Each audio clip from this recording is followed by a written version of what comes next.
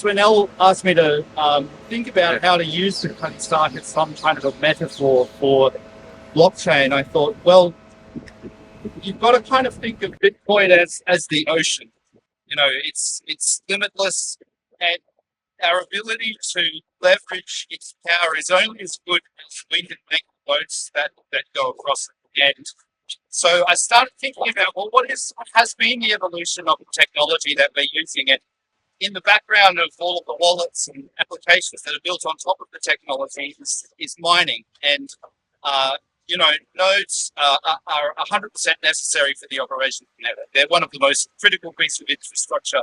And I think in the future, they're going to become huge corporations. And so I thought, well, if you went back to the beginning of really maritime, use of the sea, the early node operators, the ones working in, 2009, 2010, you could kind of think of those as the wayfarers, sailing between the islands in a dugout made from a tree trunk, navigating by the stars. They really had no certainty of where they were going, but they just knew that there was something out there that was worth looking for. And, with the evolution of the node client over the years, it's like the evolution of ship design. They got better, they could carry more, they displaced more of the ocean so that we could put commodities on top of it and move them around. And really that's what Bitcoin is all about, is moving things at light speed around the world. And people might think, oh, the Cutty Sark, it's the height of innovation, that's where we are now, Teranode. I think just slow down, because really the Cutty Sark, they're still building with wood.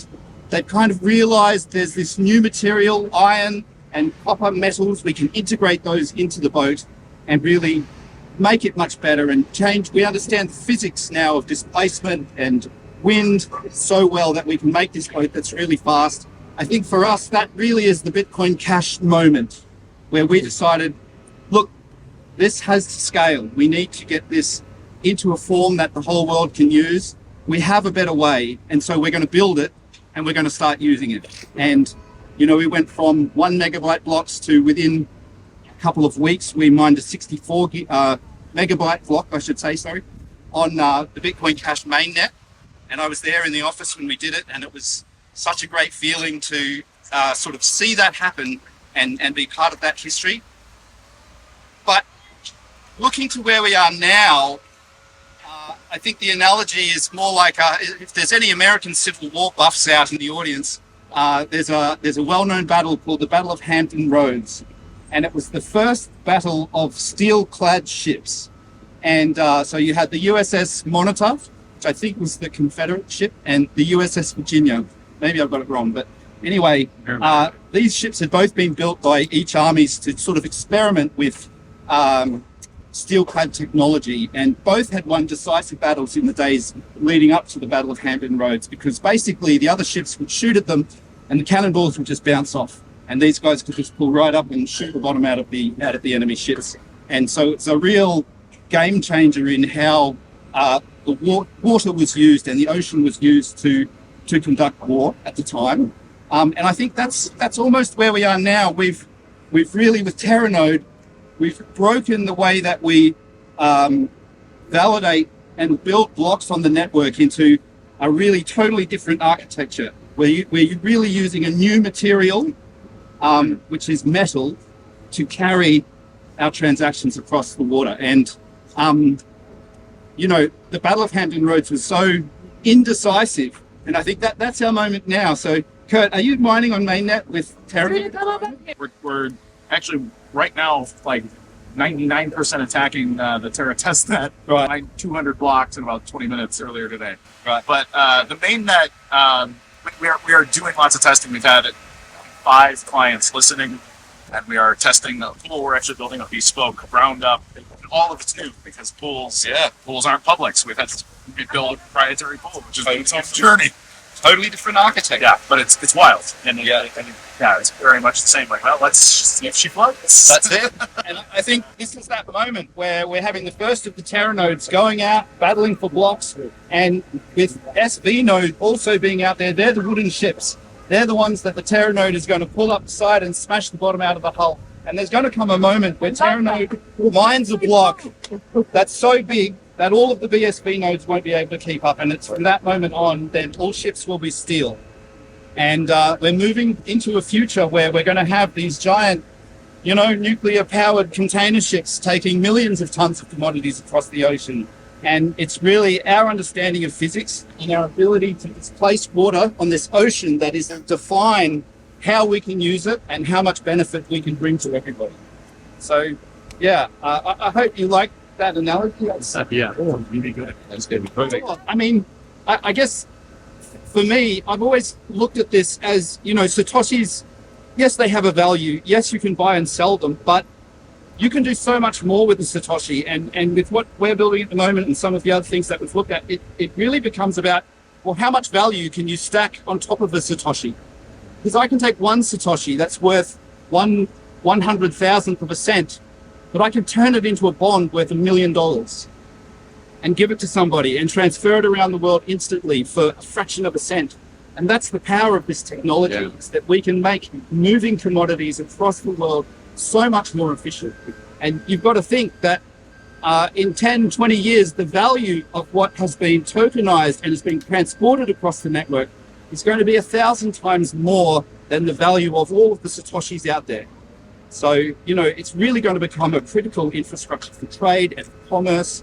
And, it's a very exciting time to be here right now with the emergence of these steel-clad nodes ready to really test the waters, test how much can we carry, how far can we go with this. And, we're going to see the emergence of better and better systems. I think the architecture has really been set up so well so that, instead with the original client, it was like when something was wrong, you had to make a new version of the whole thing. But now with Teranode, because we have these, 21 microservices that make up the entire package, when we identify that there's a bottleneck there, we can go in and be laser focused and we can just change that one piece out and the rest of it remains static. And it's a much more stable way to build things. And I think, you can see that obviously building ships out of steel was much more stable. You could fit much more, you could displace much more water. And it was the strength of that metal that allowed you to do that. And the protocol is like the sea, it's unlimited how much of it we displace, but our capacity to displace is only as good as our engineering and design and the materials that we use in the vessels that do the displacement for us. And really that's the nodes. I guess back in 2018, it was just this terrific feeling of excitement that we've broken away. We had a lot of people trying to make very unserious changes to the protocol, things that really were totally unnecessary and actually would have made things a lot harder to scale the system. And so it worked out very well for us in that we've since then had almost, I would say, total unity on the goal that we all no holds barred, we're getting to millions of transactions a second. It's taken a long time and there's literally hundreds of thousands of man hours in this Teranode project. But the results will prove that it is worth having done it because we now have this very game-changing infrastructure. It's a hard infrastructure. People always say Bitcoin is hard money. Well, the money is only as hard as what it's built upon. And so we now have this rock-hard foundation. We can hose it with millions of transactions and it will stand up to that. There's nowhere else in the world that we can go and take that kind of load and inject it into the network and have it just stand up and handle that no problem at all. If you tried to stick 100 containers full of cars on this ship, it'd go straight to the bottom of the ocean. But we now have the technology where we can transport tens of thousands of cars at once because we have that ability to displace. They are totally blinded by coin value metrics. It's always about, well, how much can we get retail interest in this? And for me, that's the wrong game to be playing. The game to be playing is how much value can we create that is totally unrelated to the price of the coin? Because when we can demonstrate that with tiny quantities of this thing, we can create massive value networks, that operate extremely cheaply at light speed, and it doesn't matter how big that network grows, the performance is never going to change. That's when we'll see the value of the coin really shoot up.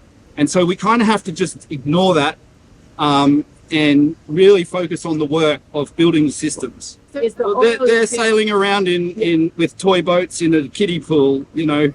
You're mining the commodities. Yes. Well, Well, for one, it's wild. So being on the infrastructure side of Bitcoin and realizing just how bad the tooling is to operate, you get the romantic version of, yeah, you plug this thing in and it makes a little noise and it pays you out every day. And at the time you're doing it, like, A, it's not profitable. B, it is extremely cumbersome and finicky to operate a mining operation, even with a single ASIC, let alone a fleet.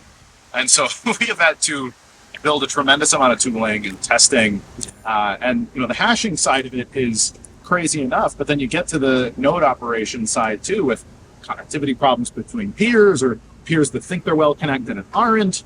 And then you break a world record with a block, and then you get orphaned by somebody that just has more hash power than you but isn't paying attention, and you're dealing with all these things where you're trying to disrupt, you're trying to prove a point, you're trying to make a name for yourself, you're trying to just run a profitable business, and you're forced to think inside of 10 minutes you're competing on the next block of information. So we've had situations where there will be a million unconfirmed transactions. You try to mine them, you get orphaned. Somebody else mines half of them for some reason. Now you're in an orphan race to get this block of information. And so the coordination mechanism is competition.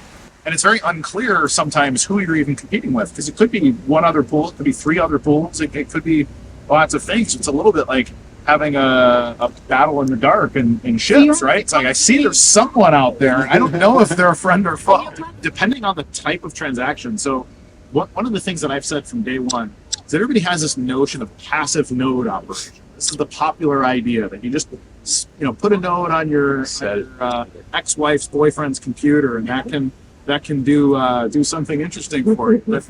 That's about as ridiculous as expecting that you could load up a ship full of tea in India and send it off into the ocean with no crew and no navigation and no captain, and make a heap of money when it arrives in London. In reality, wow, our pool is one of very, very few operations on Earth that has an active pool operator. Our COO is somebody who is sitting in a command center looking at the state of unconfirmed transactions, saying, okay, are they lots of little transactions? Is it a few big transactions? What is this type of data, the size of data? What is the frequency of the data? Because you have kind of 10-ish minutes to decide what you want to do. And he will often change our internal block size limit, or he'll try to change fee policies, reboot the node, grab the things we want, because sometimes you have this massive orphan risk over something that is, looks cool, but might not be profitable, when instead it might make sense to mine a block that's a little bit smaller here and then change it to try to scoop up whatever. So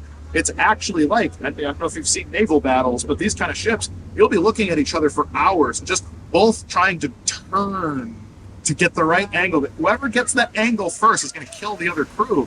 And you're looking at each other. I'm looking at my competitors and saying, it's a risky one. I don't know who's got better cannons and who can steer the ship better, but one of us is going to get this next block, and it's that constant battle done properly. That's the way Bitcoin should be operated. I think it should be said that the cannonballs in this instance don't really hurt anyone, except maybe economically. Yeah. And one of the most amazing things about Bitcoin mining is that it is predicated on being honest and upfront. And when you really analyze the economics of mining blocks, it becomes very clear very quickly that the best way to be competitive is to be completely honest. There's no hiding transactions, there's no hiding blocks. If you do that, you automatically, instantly put yourself at a disadvantage, because it means that when you do find a block, everyone else has to catch up with what's in there. But what you really need to happen is for them to take that block and validate it as quickly as possible. Because it's only once they've validated it and agreed that it's good and started to build upon it that you get to keep the reward that's inside. So one of the primary differences between Teranode and the previous system is the way that blocks validated. And in the previous, Much better. much better. So in the previous version of the system, you know, when you had a block come in that had 1 million transactions in it, you might be looking at 5 to 10 minutes for that block to be accepted by other nodes. Whereas with Teranode, we can get a block that's got 50 million transactions in it, and as long as the transactions have been previously distributed across the network, the block validation itself can take place in a few hundred milliseconds. So it's absolutely a massive game changer for how nodes operate, and it's going to really take away the advantage that the big guys who aren't watching what they're doing have over smaller operators like Kurt. And it's really going to level up the playing field, and it's such an important piece of infrastructure. So, you know, really exciting times to be working on this stuff right now. It's really a sea change moment for us to have this come out and be being used. And, you know, the vision is real, and we can support the levels of transaction that we've been talking about for years and years and years. Finally, now we actually have it, and it's in our hands. And, you know, pretty soon the rest of the world is going to see it too. I mean, I think it's going to be viral business services. So starting companies that use it in such a novel way that you can't do the thing that you're doing anywhere else with any other service. And that service is so compelling that people are forced to take notice and forced to come and use it almost. And when you can show that, hey, we just got our 100 millionth user and we're doing this much business, everyone is going to sit up and look and go, hang on, wow, that's totally different to everything else that's happening in crypto, where it's 100% about getting the token out into retail and then watching it trade in an exchange and picking the moment to dump. You know, and that's really what crypto is 100% about. It's how long do you hold on to it before you sell it to someone else. It's a greater fool's game. You're always looking for someone dumber than you to sell it to, because the guy who sold it to you found you. You know, there's nothing real about it. You know, the value is, I think, and as we discussed, as Kurt was talking about yesterday with Tether and the way that the prices of all of this are inflated, it's really a fool's game. And I think, you know, for a lot of people out there who have sold their material possessions to take some huge position in crypto is really not going to end well. And, you know, for me, that's a really unfortunate situation, because we've spent years trying to teach people that, you know, actually it's much more about this, and that's not relevant, and it's not something that's interesting for them. You know, they're much more ready to, you know, take the bet and hope that they can, you know, win a Lambo and have the good life and not really have to do anything for it. But the reality is, if you want to make serious money, it takes work and invention and innovation and time. And I think the fact that we're standing here, you know, 6-7 years after we mined that first 64 megabyte block, and it has taken that long, is testament to, you know, the dedication of the people. You know, a lot of the same people are still around. Kurt certainly was here back then, and you know, I'm really proud actually to be here among these people and count myself as a peer. And you know, it's such a wonderful group of people, and to have such alignment on vision is incredible. So. You mentioned vision, so both of you talk on vision. Yeah. Vision really is to make the world even smaller. Every time there's a technological innovation, the world gets a little bit smaller. This ship made the world significantly smaller than it was in the decades before. And every progressive step, the internet to date was the biggest shrinker of the earth. But in a paradigm where you can do instantaneous, high-scale, high-frequency business with everybody on earth, where your border doesn't matter, your distance doesn't matter, where you can set up an escrow contract. The second somebody wakes up, they can accept it, trade the money, trade the commodity, do all these things. Like that's the kind of thing that makes your borders less relevant, your weird government policy stuff less relevant. Your regulators will look at it and say, okay, well, if everybody can just make a lot more money without having to go through the exchanges and the processes and all these things, all of a sudden everything goes to that network focal point. You don't need the trusted third parties. You don't need the custodians. You don't need all the gatekeepers. Lots of them fade away. We all get to do more business directly with each other, no matter where you're from. That's the vision. I think for me, the vision is that with this, we have, I think, the ultimate entrepreneurial tool. And one thing that you kind of hear about is the rise of the individual innovator. And these are people who come up with incredible ideas. And what this system is really going to allow them to do is to create that idea. And if it goes viral, you know, the opportunity is there. When you can process a transaction for one, whatever it is, 10,000%, 10,000%, you can do business with 1 million people a day for 1 cent each and create for yourself a real business that really does huge money. And you can be one person just doing things in a little bit different way. And that opportunity exists now. And so I am really looking forward to seeing people from all around the world coming onto the network and developing things that we've never seen before, but which are so compelling and so easy to use and such good value that we kind of just go, yeah, I'll give you 1 cent a day for that because it's so awesome, and make that person famous and really bring that entrepreneurial spirit back, because I feel like it's something that's kind of been lost in all of this crypto stuff. It's all about, you know, how much can you accumulate, and then you're just sitting on it and you're not really thinking about how do we solve problems. And so for me, the vision is solving problems in really unique ways and finding these entrepreneurs who can really come to the system and use it to solve that problem in a way that, you know, we all just start using it and make that person really insanely wealthy.